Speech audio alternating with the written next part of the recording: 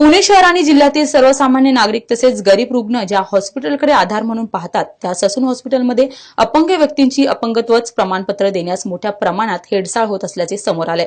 अनेक अपंग व्यक्तींना छोट्या छोट्या कामासाठी वारंवार हेलपाटे मारावे लागत असल्याने येथील कर्मचाऱ्यांवर अधिकाऱ्यांचा अंकुश नसल्याच्या तक्रारी नागरिक करतायत। ससून हॉस्पिटलमध्ये अपंग व्यक्तींना मोठ्या समस्यांना सामोरे जावं लागत आहे।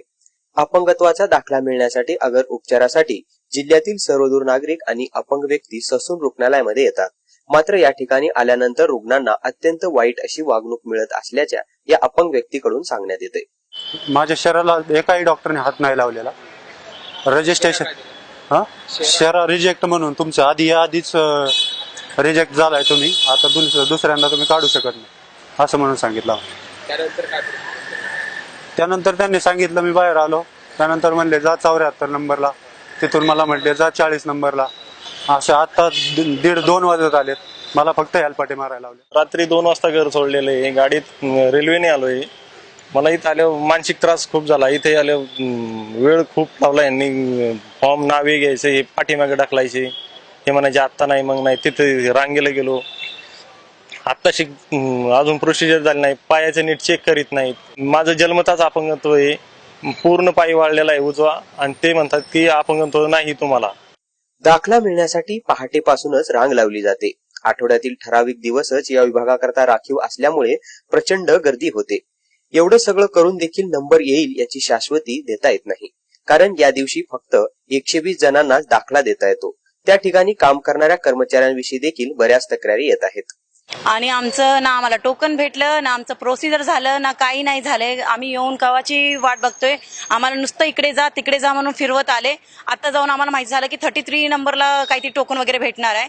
तर ते म्हणतात ते टोकन संपले, तुम्ही लवकर यायचं। म्हणजे पहाटे 2ला 3ला येऊन इकडे थंडीमध्ये कसं पण देहूरवरून आलोय आम्ही ट्रॅव्हलिंग करून, आणि इकडे बसायचं कुडकुड करीत। आणि सकाळपासून जेवढे लोक आलेले त्यांनी नाश्ता वगैरे अजून काय केलेलं नाही, पाणीचा थेंब घेतलेलं नाही, पण ह्यांची प्रोसिजर काय संपतच नाहीये। आणि एवढी रश असून हे लोक कुणाला बघतही नाही की काय करावं कसं करावं, म्हणजे नुसतं भटकायला लावतात। ही अशी प्रोसिजर चांगली नाहीये ना। जर एवढं मोठं दवाखाना आहे, आज आम्ही एवढे लांबून येतोय, आमचं दवाखाना आहे, गरीबा लोकांसाठी आहे, मग काय हे लोकांनी काय केलंय आमच्यासाठी? काहीच करत नाहीये।